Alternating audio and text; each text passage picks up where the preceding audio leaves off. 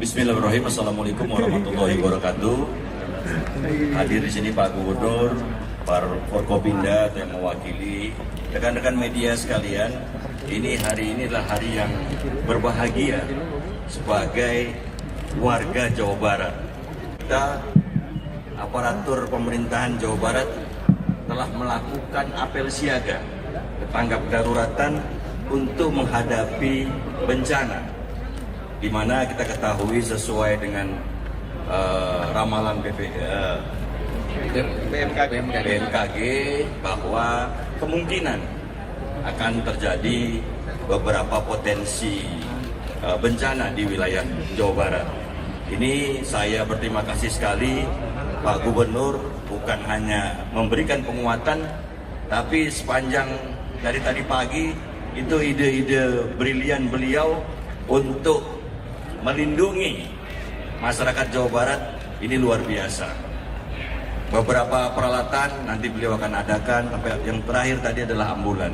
Bapak Ibu sekalian, tadi sudah disaksikan bersama kita menggelar suatu kekuatan. Saya sampaikan di sini bahwa Jawa Barat tidak bisa diselesaikan oleh sendiri. Ini oleh seluruhnya komponen Jawa Barat, tentunya di bawah pimpinan Bapak Gubernur sebagai Kepala Daerah Provinsi Jawa Barat. Dan kami semua sebagai komponennya siap sedia. Kami terus melatih personilnya, kesiapsediaan, termasuk juga peralatan. Ini berdasarkan data di Jawa Barat, terakhir ini sudah 25 kejadian pada bulan November, dan dari bulan Januari ada 1.500-an bencana yang terjadi. Nah, ini oleh sebab itu kita perlu serius, dan terlihat dari beberapa kebijakan Bapak Gubernur dan kesiapan semua teman-teman di Jawa Barat ini siap untuk menyelamatkan, menolong warga yang apabila terjadi bencana terkena dampaknya. Tadi sudah dilihat dari kita sudah warning, kita sudah siap, sampai terakhir tadi adalah pasca bencana kita lakukan trauma healing supaya masyarakat tetap psikologisnya itu terjaga. Itu saja mungkin saya sampaikan, mungkin dari Pak Gubernur dan lain. Iya, terima kasih ya Pak Kapolda yang hari ini jajaran Polri menginisiasi kesiapsiagaan kita dalam menyelesaikan, menangani berbagai problem bencana di seluruh Indonesia. Dan Pak Kapolda tentunya wilayahnya adalah Provinsi Jawa Barat. Dan kita bisa melihat dari rangkaian tadi, ada beberapa yang sudah dimiliki oleh kita, ada beberapa yang belum dimiliki. Dengan rangkaian yang dilaksanakan kesiapsiagaan dalam bentuk apel, akhirnya kita bisa memahami kekurangan-kekurangannya. Saya sampaikan tadi kekurangannya misalnya pada daerah yang terjadi bencana, jalan biasanya hancur, infrastruktur hancur, dan di situ selalu pengalaman saya kesulitan transportasi. Pakai apa? Biasanya waktu itu di Sukabumi saya berinisiatif ngumpulin off-roader untuk segera bisa menuju lokasi yang paling terangkut. Nah, nanti itu saya sudah minta misalnya Dinas Kesehatan sudah siapin dong mobil ambulan dengan kelengkapan medikalnya yang itu memiliki kualifikasi off-roader yang bisa turun naik ke daerah-daerah curam. Yang kedua, di daerah perairan kita belum memiliki rumah sakit terapung, dan saya sudah minta siapkan rumah sakit terapung, siapkan untuk wilayah utara dan wilayah selatan. Ya, tahap pertama bisa 4 rumah sakit terapung, 4 mobil perahu ambulan. Kemudian yang berikutnya adalah kelengkapan lainnya. Motor sudah saya lihat siap, mobil yang lainnya sudah siap, tinggal kemampuan logistik, pembiayaan yang harus siap. Jadi karena pembiayaan harus siap, Pemda Provinsi Jawa Barat juga harus menyiapkan uang, biaya yang harus tersedia sebagai bagian dari tanggap darurat. Karena kalau bencana itu nggak pernah pilih kalender. Misalnya saya pilih nanti di akhir Desember kan nggak bisa, atau awal Januari kan nggak bisa. Kita siap. Kemudian yang berikutnya adalah konektivitas gerakan. Maka tadi saran Pak Kapolda, saya sepakat banget di Gedung Sate ini dibuat ruangan sebagai call center. Kemudian seluruh komponen baik dari TNI, Polri, Basarnas, Dinas Kesehatan, BMKG, kemudian siap di sini. Layarnya terpampang, apa yang harus digerakkan, seluruh mobil-mobilnya di sini. Dan kemudian juga kami akan menyiapkan seluruh komponen jaringan kesiapsiagaan di 5 kantor gubernur wilayah. Kita akan nyiapkan di Bogor, kita nyiapkan di Garut, nyiapkan di wilayah Purwakarta, nyiapkan di Cirebon, dan yang terakhir kan di sini di Bandung. Nah, kemudian dalam mengantisipasi itu juga kita harus memikirkan sesar Lembang. Nah, kantor gubernur wilayah itu adalah antisipasi komando sesar Lembang. Dan dari komando sesar Lembang itu dalam analisis akademik yang paling aman tuh komandonya di Cirebon, kan itu yang paling terbebas. Dan kemudian agak aman sedikit Purwakarta, ya, kan ini dua itu karena kalau Garut, kemudian Bogor, Bandung, ya kan udah menjadi pusatnya. Ini kan harus difikirkan secara komprehensif oleh kita semua. Nah, kemudian yang berikutnya juga kita hari ini harus mulai realistis dan objektif. Kita dihadapkan pada dua hal. Satu sisi negara lagi membangun, PSN harus bergerak, industrialisasi harus bergerak. Orang harus ngambil kuari, mindahin tanah jutaan ton dari satu tempat ke tempat lain.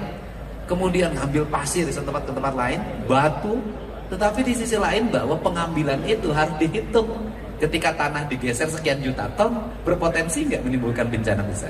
Ketika batu digeser, berpotensi nggak? Ini juga harus dihitung dengan baik. Sehingga kemarin saya sangat hati-hati untuk membaca gejala-gejala tentang penambangan. Termasuk pada hari ini saya sudah meminta untuk melakukan mitigasi di daerah mana sih yang masih ada penambangan, tetapi potensi bencananya tinggi. Mau tidak mau kita pilih mana? Pilih yang strategik atau pilih pencegahan bencana. Saya lebih pilih pencegahan bencana. Dan yang terakhir bahwa mudah-mudahan lelangnya bisa dilakukan secepatnya. Di 2026 kita akan Pemda Jabar itu memiliki radar. Karena selama ini nggak punya radar ternyata Pemda Jabar. Nah, kita akan memiliki radar dibiayai oleh Pemprov Jabar dan tim teknisnya dari BMKG, sehingga Jabar memiliki kelengkapan dalam membaca seluruh fenomena situasi, dan semua ini berasal dari anggaran pemerintah Provinsi Jawa Barat yang kita melakukan realokasi dengan tepat, belanja dengan tepat, penghitungan dengan tepat, walaupun ada pemotongannya juga tepat saya lihat. Nah ini tetapi sebagai pemimpin harus bisa hidup di tengah-tengah kesulitan. Kalau pemimpin hidup di tengah-tengah kesuburan itu biasa. Pemimpin yang bisa memanage kekuatan keuangan, survive di tengah kesulitan itu baru luar biasa. Saya ucapkan terima kasih hari ini Pak Kapolda, Pak Pangdam 3 Siliwangi, BMKG, seluruh jajaran pimpinan DPRD yang support terhadap seluruh kebijakan Pemprov. Mudah-mudahan kita ini tidak selalu ribut ketika sudah terjadi bencana, tetapi kita justru siaga sebelum terjadi bencana. Dan ada satu hal, culture. Orang Indonesia ini nggak percaya sama BMKG. Orang Indonesia ini nggak percaya pada perkiraan bencana, tidak percaya pada early warning, nggak percaya. Tapi lamun geus baku kan hulu baru percaya. Nah ini harus dibenerin. Terus kemudian ada kalimatnya, aku mangke, aku mau Gusti Allah. Nah ini juga, ini sebenarnya sikap-sikap yang tidak memahami Allah sebenarnya. Ini orang-orang ini harus segera dibuat. Nah yang paling berat itu adalah ketika memberikan early warning kemudian tidak terjadi, dicarekan itu saya yakin. Siang bodoh ka aing cenah. Nah ini juga hal-hal yang harus culture kita dipahami ya. Kita ini sudah terjadi bencana pun disuruh pindah nggak mau. Kita tahu di Jawa Barat orang sudah jauh di sini, relokasi nggak mau, kajenting paeh di sini. Ini juga culture yang harus segera dibenahi. Mudah-mudahan ini segera tertangani. Kita punya komponen darat, laut, udara, dan kepolisian. Mudah-mudahan menjadi jalan bagi penyelesaian berbagai problem. Ada yang dipertanyakan ke Pak Kapolda, dipersilahkan. Nah, enggak. Jalan ya.